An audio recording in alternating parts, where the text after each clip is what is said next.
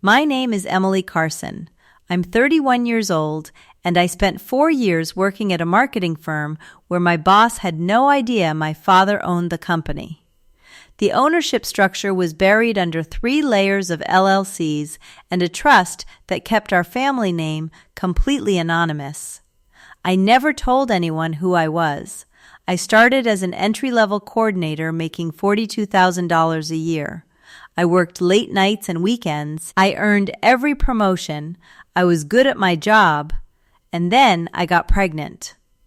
My boss, Derek Mitchell, called me into his office 3 days after I told him the news. He sat behind his desk in his expensive suit and said 6 words that would end his career. "We can't afford maternity leave right now." Then he handed me a termination letter. 4 years of perfect performance reviews, 4 years of exceeding every target. And he fired me because I was pregnant. What Derek didn't know was that the anonymous LLC that owned Carson Marketing Group was controlled by my father, James Carson, who had built the company 25 years ago and structured it specifically so his children could work there without special treatment. At my wrongful termination hearing 2 months later, I sat across the table from Derek and the HR director and the company attorney. And when they asked me to state my full name for the record, I said Emily Jane Carson, daughter of James Carson, sole owner of this company. Derek's face went white. Before I tell you what happened in that conference room and how my boss lost everything while trying to fire a pregnant woman, tell me, what time is it for you right now? Where are you watching from? And have you ever had someone underestimate you because they didn't know the full story? I'm curious to see how many of you have lived through something like this. I never intended to keep my identity a secret.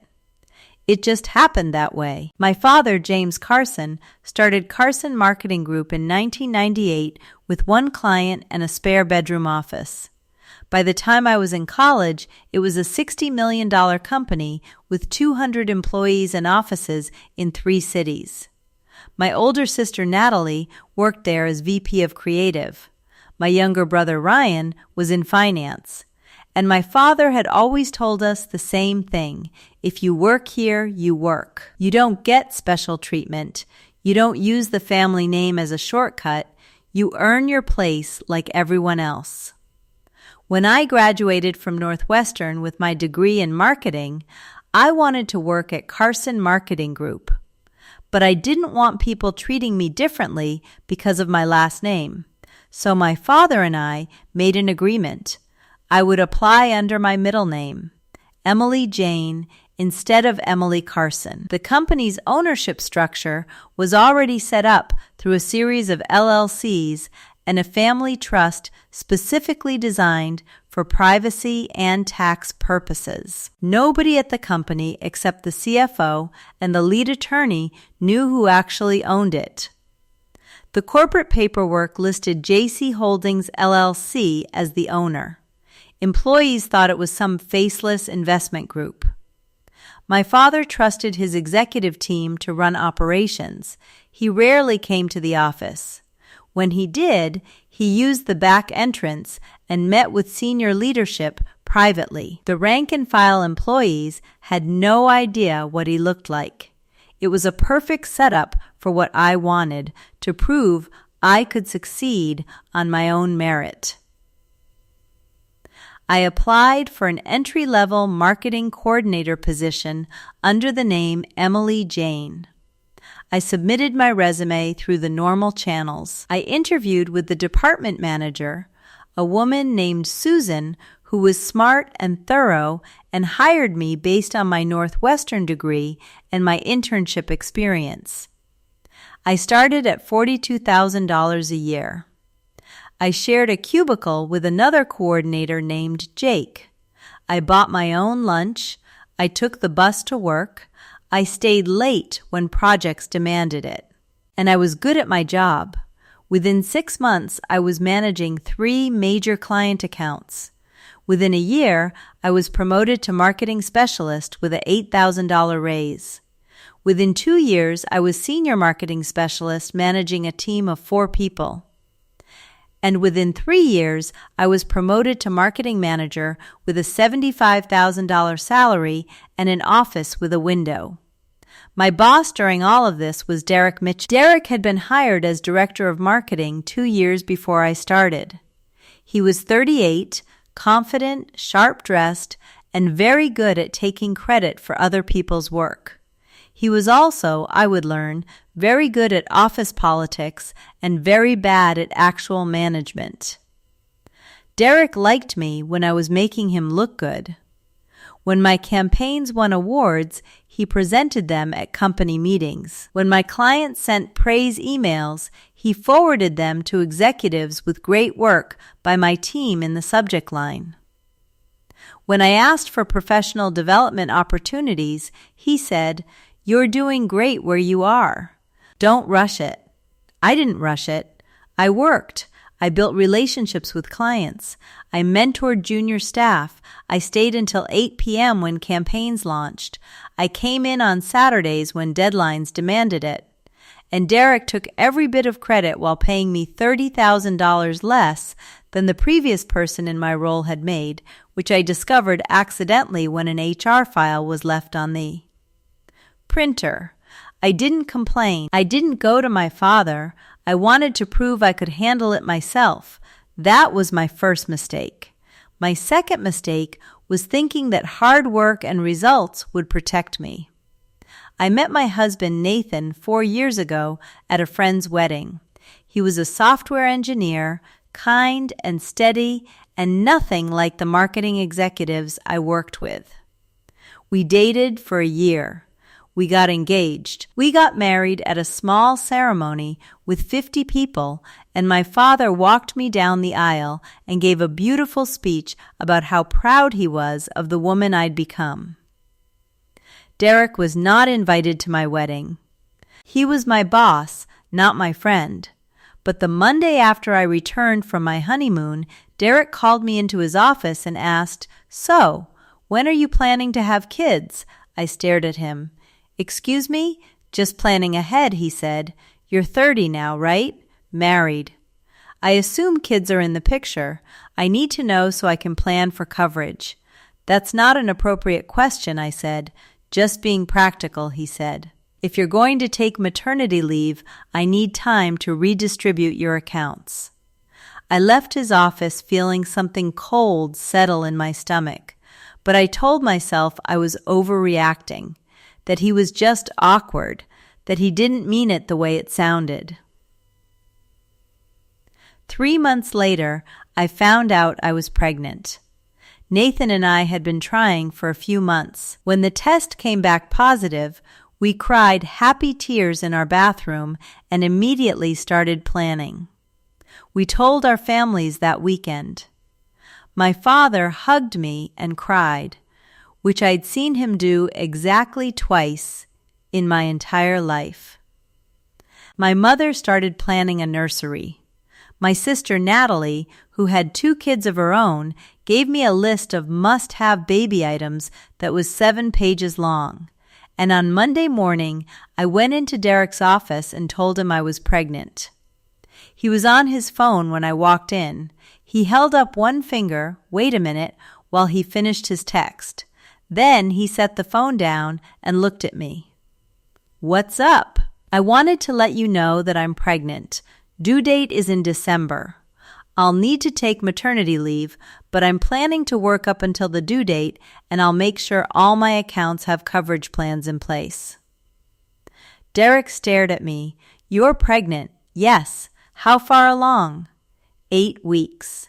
He picked up his phone. He put it back down. He looked at his computer screen. Then he looked back at me. "Okay, thanks for letting me know. I'll need to think about how to handle this." "Handle what?" "Your accounts. Your team. Coverage. I'll create a transition plan.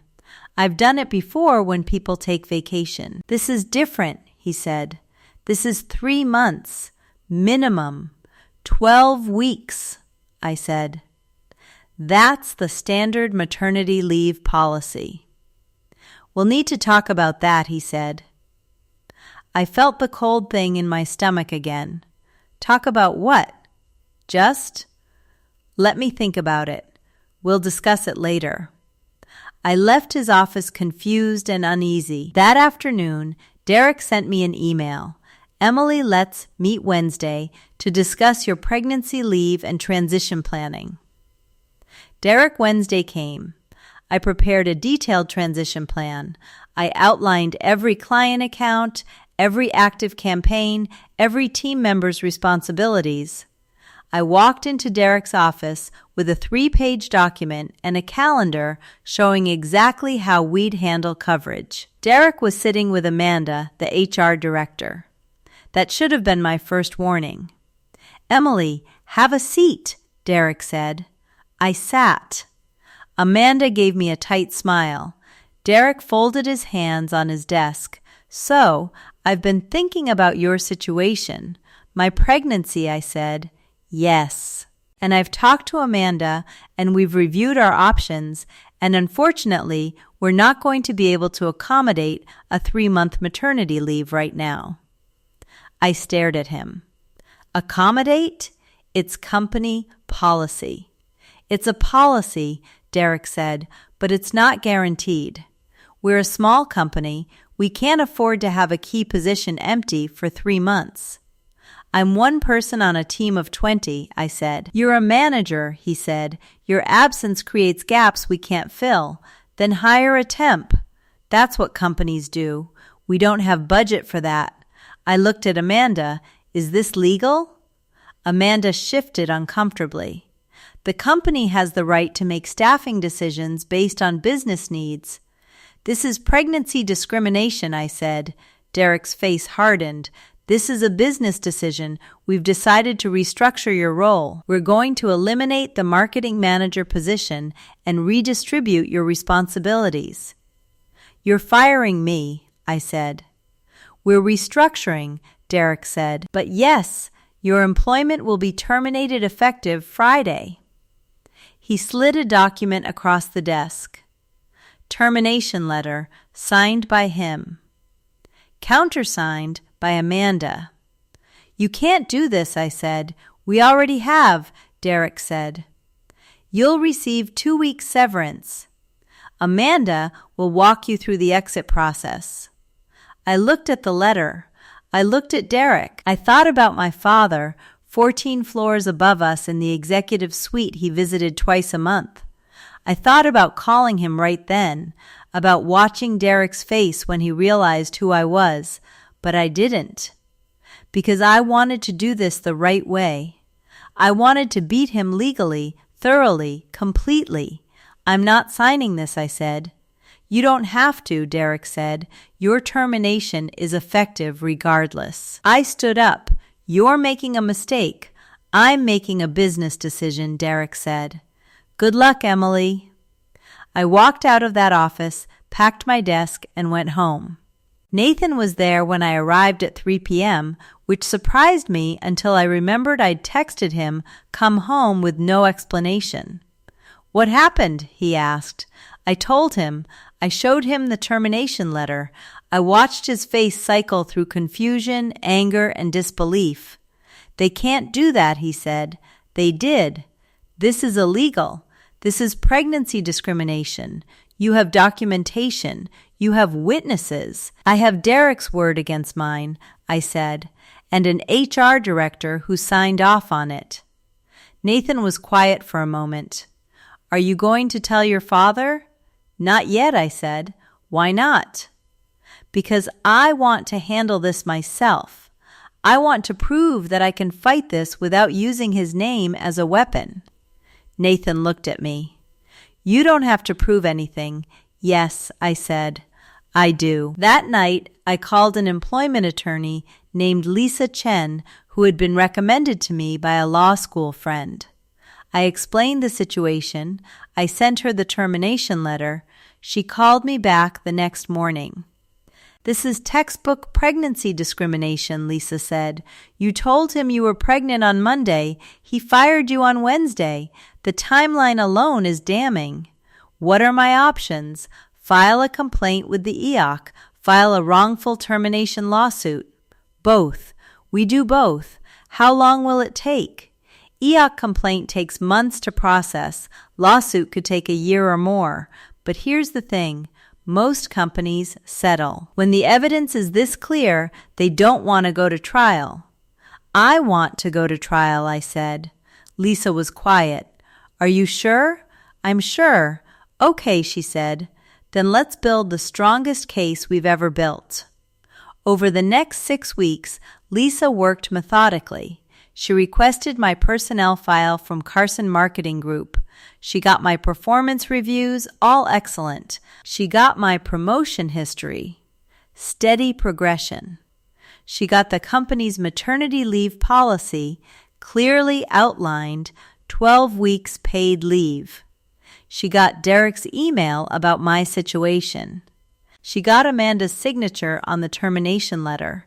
She interviewed 3 coworkers who were willing to testify that I'd never had performance issues. She found the previous marketing manager's salary $105,000 to my $75,000 for the same role. And she found something I didn't know about. 2 years earlier, Derek had fired another woman, Jennifer Martinez, 3 months after she'd announced her pregnancy. Jennifer had taken a severance package and signed an ENDA. But the EOC complaint she'd filed before the settlement was public record. Derek had done this before. This isn't just pregnancy discrimination, Lisa said. This is a pattern. The EOC complaint was filed. Carson Marketing Group's attorney, a man named Robert Chen, who reported directly to my father, received the notification. I knew this because my father called me that night. Emily, he said, I just heard. Why didn't you tell me? Because I wanted to handle it myself. You were fired for being pregnant, he said. That's not something you handle yourself. That's something we destroy them for. Dad, I need to do this my way. He was quiet for a long moment. Okay, but I'm watching, and if they don't make this right, I'm stepping in. Just give me time, I said. You have until the hearing, he said. After that, I'm handling it. The wrongful termination hearing was scheduled for 8 weeks after my termination. It would be held at a neutral location with a mediator present. Carson Marketing Group would be represented by their attorney. I would be represented by Lisa. And Derek would have to sit across from me and explain why firing a pregnant woman wasn't discrimination. I was 12 weeks pregnant the day of the hearing, starting to show. Nauseated every morning, exhausted by 2 p.m. But I put on my best suit and I walked into that conference room ready for war. Derek was already there. So was Amanda. So was Robert Chen, the company attorney who knew exactly who I was and had been instructed by my father not to reveal it. The mediator was a woman in her 60s named Patricia Caldwell. She had the look of someone who'd seen every employment dispute imaginable and was unimpressed by all of them. Let's begin, Patricia said. This is a wrongful termination hearing regarding the employment of Emily Jane. Miss Jane alleges she was terminated due to pregnancy discrimination. Carson Marketing Group denies this allegation. We'll start with statements from both parties. Lisa spoke first. She laid out the timeline. Pregnancy announcement Monday, termination Wednesday, performance reviews showing exemplary work, company policy guaranteeing 12 weeks maternity leave, email from Derek calling my pregnancy a situation, previous EOC complaint from Jennifer Martinez showing pattern of behavior. When Lisa finished, Patricia looked at Robert Chen. Your response? Robert looked uncomfortable. Carson Marketing Group denies any discrimination. Miss Jane was terminated as part of a business restructuring that was already planned. The timing was coincidental. Coincidental, Patricia repeated. Yes. You restructured a position 2 days after the employee announced her pregnancy. The restructuring had been under consideration for several weeks. Do you have documentation of that consideration? Not formal documentation, no. It was discussed verbally. Patricia looked at Derek. Mr. Mitchell, you're the employee's direct supervisor? Yes, Derek said. Walk me through your decision-making process. Derek straightened in his chair. Emily was a good employee, but her role had become redundant with other team members. We'd been considering consolidation for budgetary reasons. When she announced her pregnancy and mentioned 3 months of leave, it became clear that the timing was right to make the change. So her pregnancy did factor into your decision, Patricia said. No, Derek said quickly. The leave did. We can't afford to have a key position empty for 3 months. That's a business reality, not discrimination. What was your budgetary constraint? Patricia asked. Excuse me? You said budgetary reasons. What was the specific budget issue that required eliminating this position? Derek glanced at Robert. We were over budget in the marketing department. By how much? I don't have the exact figure. Approximately? Maybe $50,000 for the quarter. Patricia looked at the company financials Lisa had subpoenaed. Carson Marketing Group reported $62 million in revenue last year with a profit margin of 18%. That's $11.16 million in profit. You're telling me a $50,000 quarterly overage required terminating a marketing manager? Derek shifted. It's more complicated than that. Explain the complication. We needed to reallocate resources. To what? Derek didn't answer. Patricia looked at Amanda. Miss Palmer, as HR director, you signed the termination letter. Did you review the company's anti-discrimination policy before signing? Amanda hesitated. Yes. And did you believe this termination complied with that policy? I believed it was a business decision. That's not what I asked. Amanda looked at Derek, then back at Patricia. I had concerns. I expressed them to Mr. Mitchell. He assured me the decision was based on business needs, not pregnancy. What were your concerns specifically? The timing, Amanda said quietly. It looked bad.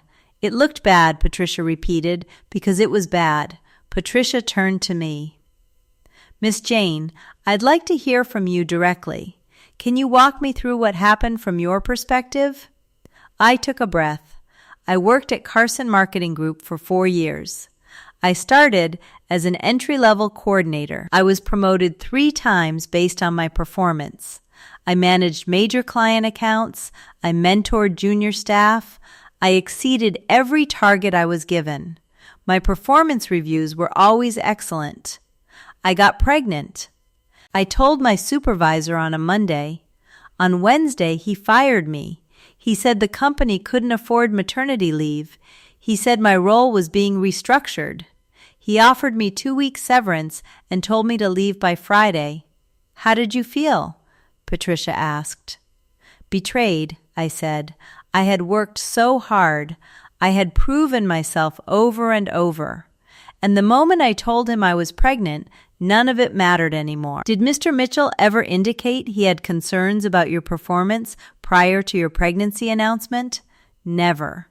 In fact, 2 weeks before I told him I was pregnant, he emailed me praising a campaign I'd led. He called it exceptional work and said I was a key part of the team's success. Lisa slid a printed email across the table. Patricia read it. Then she looked at Derek. Mr. Mitchell, is this your email? Derek barely glanced at it. Yes. So 2 weeks before you fired Miss Jane, you called her work exceptional and said she was key to the team's success. That was before I knew about the pregnancy and the leave. So the pregnancy changed your assessment of her value to the company. The leave created a coverage problem, which you could have solved with a temporary hire. correct? We didn't have budget for that. But you did have budget to keep paying Miss Jane's salary if she'd stayed, correct? Yes, but so the budget existed for her salary. You simply chose not to use it to keep her employed. Derek's jaw tightened. It was a business decision. Patricia sat back in her chair. I'm going to be very direct with you, Mr. Mitchell. I've been mediating employment disputes for 23 years. This is one of the clearest cases of pregnancy discrimination I've ever seen. You fired a high-performing employee 2 days after she announced her pregnancy. You have no documented performance issues. You have no documented restructuring plan from before. Her announcement and your stated reason, budget, doesn't hold up against the company's financials. She looked at Robert. I strongly recommend settlement. Robert nodded slowly. I'll need to speak with my client. We'll take a 30-minute recess, Patricia said. Robert left the room. I assumed he was calling senior leadership. What I didn't know until later was that he was calling my father directly. The conversation, as my father told me later, went like this: Robert, we have a problem. The mediator is recommending settlement. The case is very bad for us. My father, how bad? Robert, worst I've seen. Derek Mitchell fired her 2 days after she announced her pregnancy. No documentation, no legitimate business reason, and there's a prior EOC complaint against him from 2 years ago. Same pattern. My father, what's the recommendation? Robert, settle. Reinstate her. Back pay, attorney fees. Probably $200,000 total. My father, do it. Robert, there's something else. Emily is about to reveal her identity. My father, good. Robert came back into the room 30 minutes later. He looked at Patricia. We'd like to make an offer. I'm listening, Lisa said. Full reinstatement to her previous position, back pay for all missed wages, coverage of all attorney fees and medical expenses related to the pregnancy, a formal apology, and Mr. Mitchell will be placed on administrative leave pending an internal investigation. Derek's head snapped toward Robert. What? This is the company's offer, Robert said, not looking at him. Lisa looked at me. I shook my head slightly. Not enough, Lisa said. Patricia raised her eyebrows. What are you asking for? Lisa leaned forward. Reinstatement, but not to her previous position. Promotion to Director of Marketing, Mr. Mitchell's position. Mr. Mitchell's termination, not administrative leave. Back pay plus $100,000 in compensatory damages. Full attorney fees.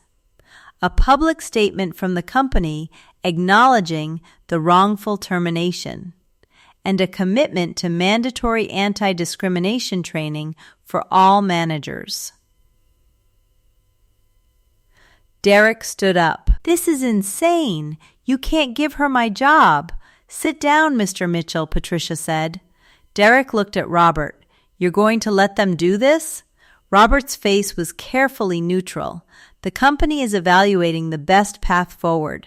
I've worked there for 8 years. You've also created significant legal liability, Robert said. Derek turned to Amanda. You signed off on the termination. You agreed with me. Amanda looked at her hands. I expressed concerns. You overruled them. Derek's face went red. This is complete bullshit. She's not even... He stopped. He looked at me. She's not even a Carson. He finished, but his voice had changed. Uncertain. I'd been waiting for this moment for 8 weeks. I looked at Patricia. For the record, I'd like to correct something. My full legal name. Patricia pulled up the complaint. It says here, Emily Jane. That's the name I used at work, I said. My legal name is Emily Jane Carson. The room went completely silent. Derek's face drained of color. Amanda's eyes went wide. Robert said nothing, but the corner of his mouth twitched. Patricia looked up sharply. Carson, as in James Carson, I said. Founder and sole owner of Carson Marketing Group, my father. Derek sat down heavily. You're lying. I'm not, I said. The ownership structure is through JC Holdings, LLC, which is a family trust. My father built this company 25 years ago. My sister works here. My brother works here. I work here, or I did, until you fired me for being pregnant. Derek looked at Robert. Did you know? Yes, Robert said. Then why didn't you tell me? Because Miss Carson specifically requested that her identity remain confidential when she was hired. It was her right to work under her middle name, and it was your responsibility not to discriminate against her regardless of who her father is. Derek turned back to me. His hands were shaking. Why didn't you say something? Because I wanted to earn my place here, I said. I wanted to prove I belonged based on my work, not my name, and I did that. For 4 years, I proved it. Every campaign, every client, every promotion, I earned all of it. I leaned forward, and then you fired me anyway. Not because of my performance. Because I got pregnant. Because you decided that a woman planning to have a baby wasn't worth keeping around.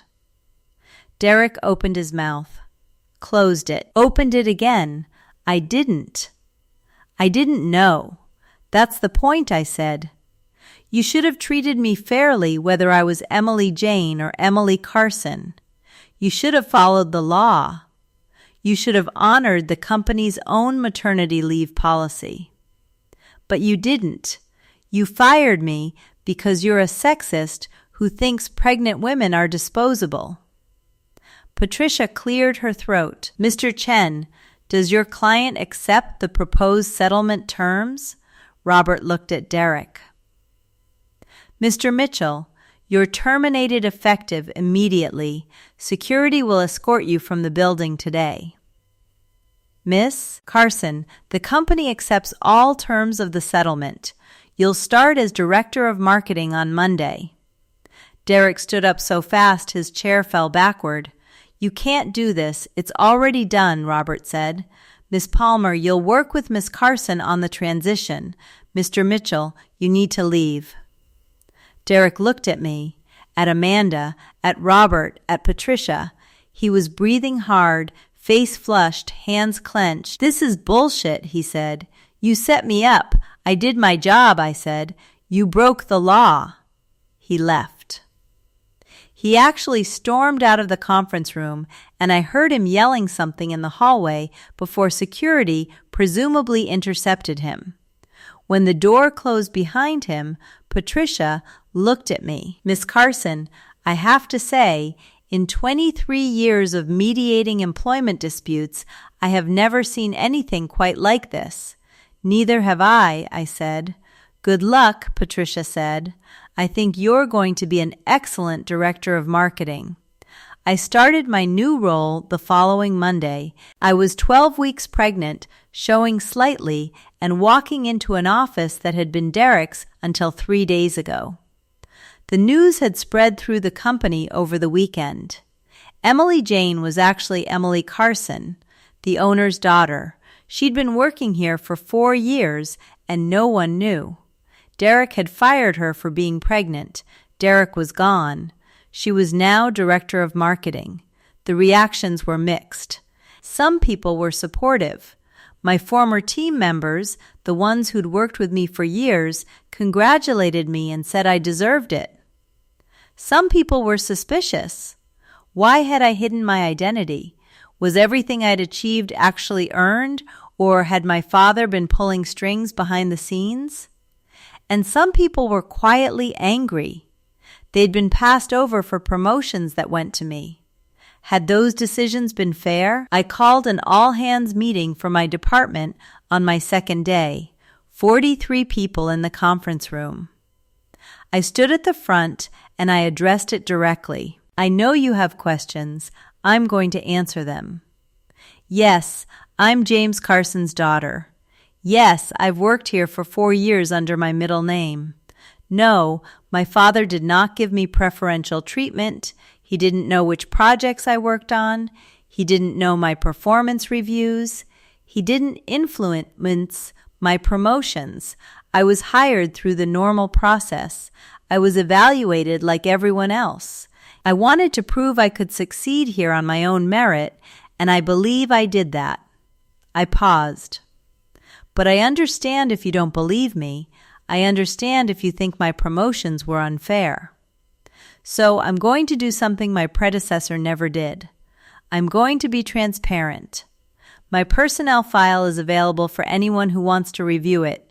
My performance reviews, my salary history, my project records, all of it. If you think I didn't earn my place here, look at the evidence and decide for yourself. The room was quiet. Then, one of my former teammates, a woman named Jessica, raised her hand. Can I say something?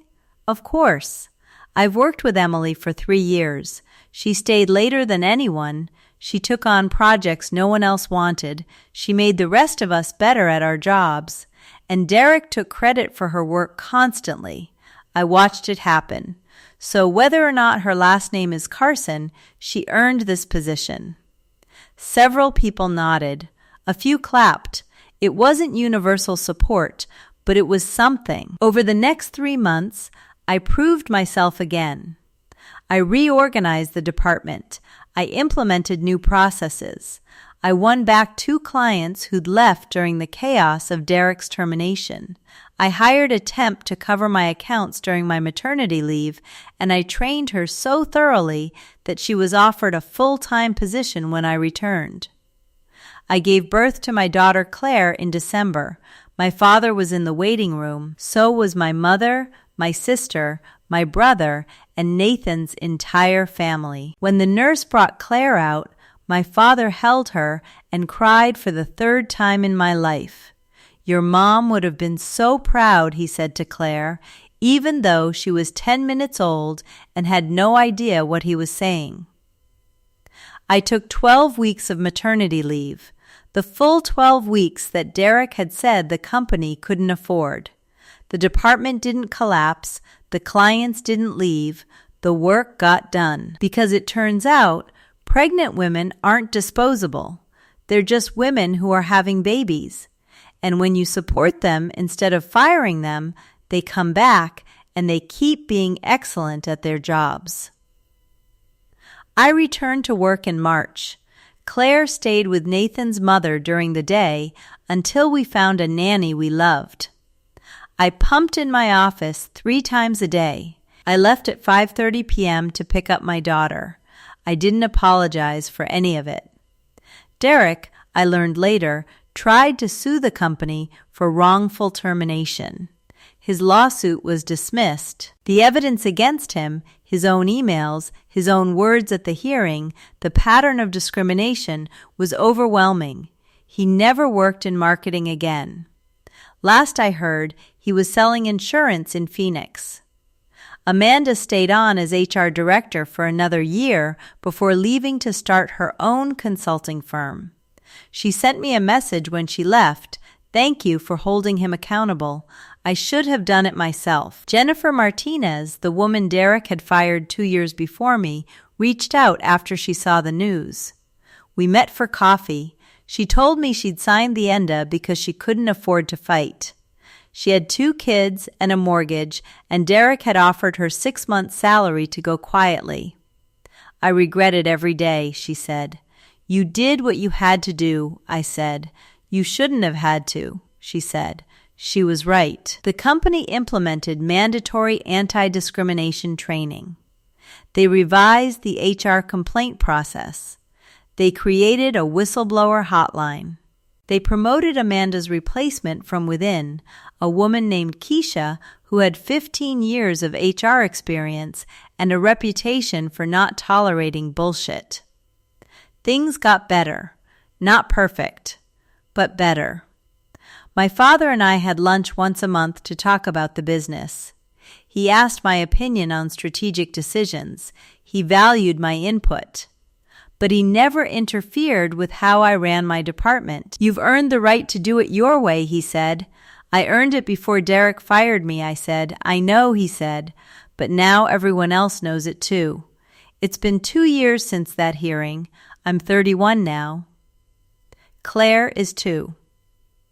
She comes to the office sometimes and sits in my lap during video calls, and the clients think it's adorable. The company is doing well. Revenue is up. Employee satisfaction is up. We've won industry awards. And I've been promoted again to VP of Marketing, overseeing all 3 offices. My father is talking about retirement, about transitioning ownership to his children over the next 5 years, about making sure the company he built survives and thrives into the next generation. You're ready, he told me last month. You've proven it 100 times over. I proved it the first time, I said, but some people needed more evidence. He smiled. Some people are slow learners. My boss fired me when I told him I was pregnant. He said the company couldn't afford maternity leave. He said my role was being restructured. He said it was a business decision. He didn't know I was the owner's daughter. He didn't know the company he was claiming couldn't afford me was actually mine. He didn't know that the woman he was firing for being pregnant would walk into a wrongful termination hearing and reveal that she'd been working under a different name for 4 years, proving herself without the protection of her family name, earning every promotion, exceeding every target. He didn't know that his discrimination would cost him his job, his reputation, and his career. And he didn't know that the pregnant woman he fired would end up taking his position, running his department, and doing it better than he ever did. I didn't use my father's name as a weapon. I didn't call him the day Derek fired me and demand revenge. I built a case. I documented everything. I went through the legal process. And I won. Not because of my last name, because the law was on my side and the evidence was clear, and Derek Mitchell was stupid enough to put his discrimination in writing. So tell me honestly, have you ever been underestimated because someone didn't know your full story? And if you'd been in my position, would you have revealed your identity immediately or let the legal process play out? I'll be reading your answers. Our team puts a lot of care into creating fictional stories that feel intense, emotional, and full of useful life lessons. This story is not based on real events, and it's made only for entertainment, education, and reflection. We hope viewers can take away a message about pregnancy discrimination, fighting for your rights, and understanding that your value isn't determined by other people's prejudices. Thank you for watching.